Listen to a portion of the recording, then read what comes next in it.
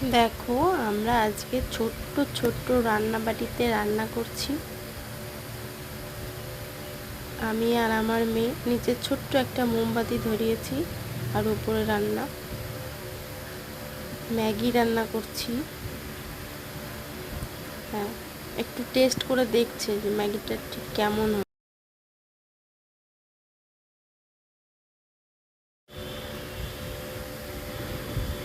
ওকে একটু খাইয়ে দিচ্ছি, আবার নিজে একটু খেয়ে দেখলাম।